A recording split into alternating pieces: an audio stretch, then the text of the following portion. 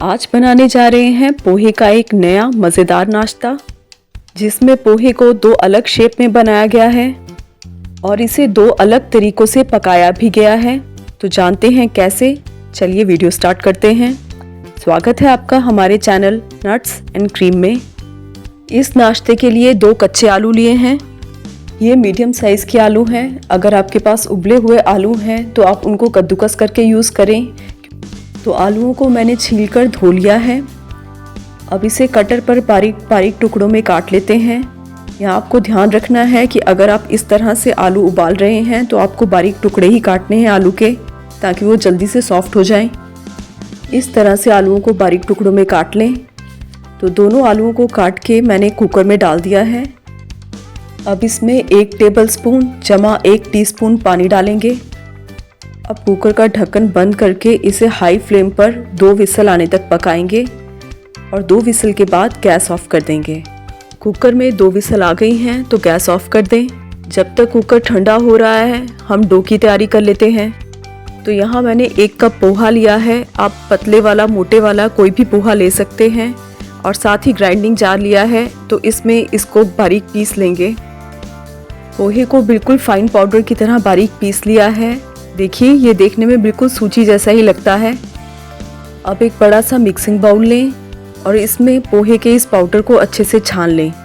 छानने से ये बढ़िया फ्लफ़ी बनेंगे।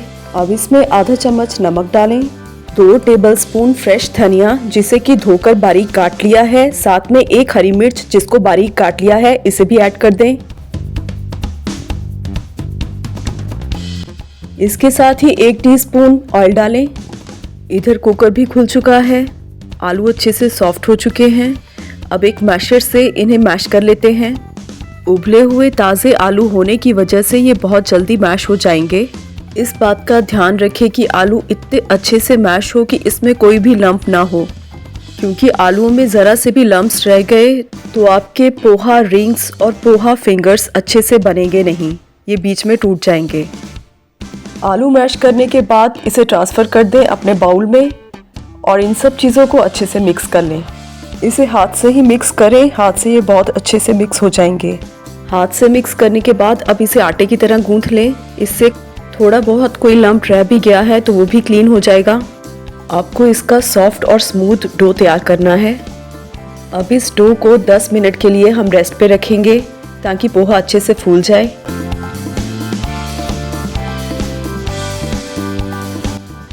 दस मिनट बाद डो को चेक कर लेते हैं।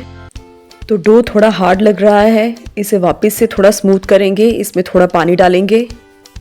पहले यहाँ मैंने 2 टीस्पून पानी डाला है।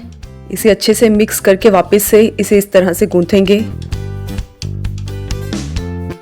अब चेक कर लेते हैं कि ये अच्छे से सॉफ्ट हुआ है या नहीं। हम इस तरह से एक छोटी सी लोई लेके इसे इस तरह से बेल के देखेंगे। ये अभी भी बीच में से टूट रहा है, तो ये अभी सॉफ्ट नहीं है, तो थोड़ा सा पानी हमें और ऐड करना पड़ेगा। तो वापस से हम पानी ऐड करते हैं इसमें। तो यहाँ मैं 4 टीस्पून पानी और ऐड कर रही हूँ। वापस से इसे इस तरह से गूंथ लें। आपका पानी ज़्यादा भी लग सकता है, कम भी लग सकता है। ये डिपेंड करता है कि आलू में मॉइस्चर कितना है। अगर मॉइस्चर ज़्यादा होगा तो पानी कम लगेगा, अगर मॉइस्चर कम होगा तो पानी ज़्यादा लगेगा। इसलिए पानी डालने से पहले बेलकर एक बार आटा चेक कर लें। अगर ऐसे ही वो अच्छे से बेला जा रहा है तो और पानी डालने की उसमें ज़रूरत नहीं है। अब वापस से इसे चेक करते हैं। अब ये परफेक्टली बन रहा है, अच्छे से तैयार हो रहा है। तो ये तैयार है हमारा डो। अब आटे को 2 इक्वल पार्ट्स में डिवाइड कर देते हैं, क्योंकि हम इसे 2 अलग अलग आकारों में बना रहे हैं। डो के एक हिस्से से हम पोहा फिंगर्स बनाएंगे और डो के दूसरे हिस्से से पोहा रिंग्स बनाएंगे। लेकिन इससे पहले ऑयल गरम करना रख देते हैं। तो यहाँ मैंने नॉन स्टिकी फ्राई पैन लिया है। यहाँ पोहा नाश्ता को हम 2 अलग तरीक़ों से पका रहे हैं। एक में तो हम शैलो फ्राई करेंगे और दूसरे में हम बिल्कुल कम तेल का इस्तेमाल करके इसे पकाएंगे। इसलिए आप नॉन स्टिकी पैन ही लें। तो सबसे पहले इसे शैलो फ्राई करेंगे। इसे शैलो फ्राई करने के लिए 3 टेबलस्पून ऑयल डाला है। इसे मीडियम फ्लेम पर गरम करें। जब तक ऑयल गर्म हो रहा है हम पोहा फिंगर्स तैयार कर लेते हैं, उतनी जितनी की पहले बैच के लिए बन जाए। तो आटे को तो पहले ही 2 पार्ट्स में डिवाइड कर लिया था। अब हर भाग की इस तरह से लंबी लोई तैयार कर लेते हैं। अब इस लोई को नींबू के आकार के छोटे छोटे टुकड़ों में काट लेते हैं।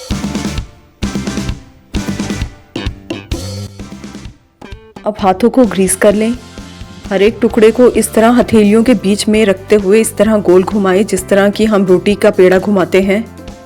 इसे बिल्कुल राउंड शेप दें और अब इसे इस तरह शेल्फ पे रख के बेलनाकार इस तरह से बेलें ताकि ये लंबी पतली लोई जैसी बन जाए।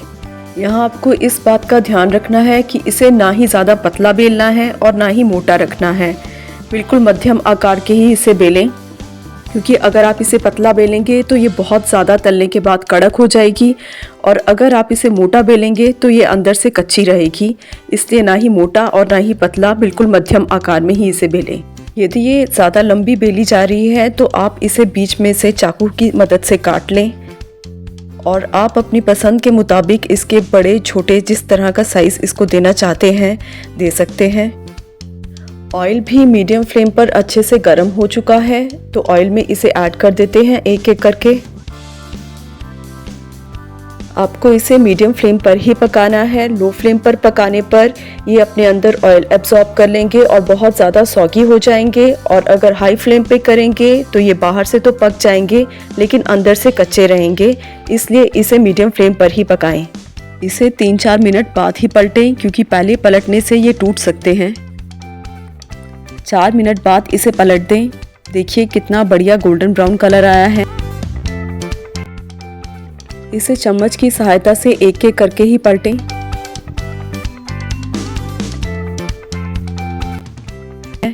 अब दूसरी साइड से भी इसे 3-4 मिनट के लिए पकने दें। दूसरी साइड से भी पकते हुए इसे 3-4 मिनट हो गए हैं।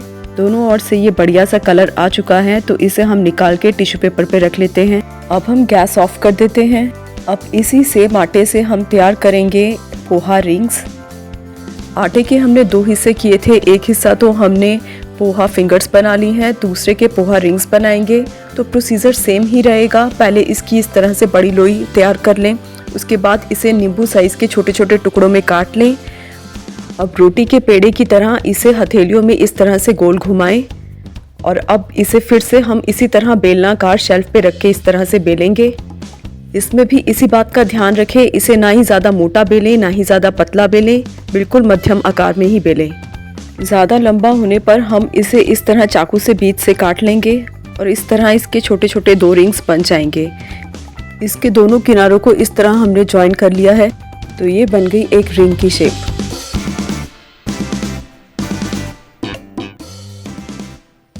यहाँ फ्राई पैन को लो टू मीडियम फ्लेम पर गर्म किया है। इसमें अभी कोई ऑयल नहीं डाला है। अब तैयार रिंग्स को एक एक करके इस पे ऐड कर देते हैं और इसके ऊपर थोड़ा थोड़ा सा ऑयल भी डाल देते हैं। इस बात का खास ध्यान रखें कि फ्लेम बिल्कुल लो भी ना हो और मीडियम भी ना हो, इन दोनों के बीच में होनी चाहिए, क्योंकि अगर आप इसे लो फ्लेम पे पकाएंगे तो इसको पकने में बहुत ज़्यादा टाइम लगेगा, और अगर आप इसे मीडियम फ्लेम पर पकाएंगे तो ये बाहर से तो इस पे अच्छा कलर आ जाएगा लेकिन ये अंदर से कच्चे रहेंगे। इसलिए फ्लेम लो टू मीडियम के बीच में ही रखें, क्योंकि हम इसे कम तेल में पका रहे हैं और लो फ्लेम पे पका रहे हैं, तो इसे पकने में थोड़ा ज़्यादा टाइम लगेगा। इसलिए इसे पलटने की जल्दबाजी मत कीजिए। जब नीचे से थोड़ा सा गोल्डन ब्राउन कलर दिखना शुरू हो जाए तभी इसे पलटें। नीचे से थोड़ा सा गोल्डन ब्राउन कलर नज़र आ रहा है तो चम्मचों की सहायता से हम इसे पलट रहे हैं। पलटने के बाद इसके रिंग्स के बीच में थोड़ा थोड़ा सा ऑयल ऐड कर देते हैं। अब दूसरी साइड से भी सुनहरा होने तक इसे पकाएंगे। दूसरी साइड से भी बढ़िया सा कलर आ गया है, तो अब एक एक करके इसे निकाल लेते हैं। तो तैयार है हमारा 2 आकारों और 2 तरीकों से बनाया हुआ पोहा नाश्ता। तो ये है हमारी पोहा फिंगर्स, जिसे कि हमने शैलो फ्राई किया था। ये बाहर से क्रिस्पी और अंदर से सॉफ्ट है। और दूसरी तरफ है कम तेल में बने हुए ये पोहा रिंग्स। ये भी बाहर से क्रिस्पी और अंदर से सॉफ्ट बने हैं। तो इस मज़ेदार रेसिपी को ज़रूर ट्राई करें। अगर आज की रेसिपी पसंद आई है तो वीडियो को लाइक और शेयर करना ना भूलें और चैनल को सब्सक्राइब करें। Thank you for watching.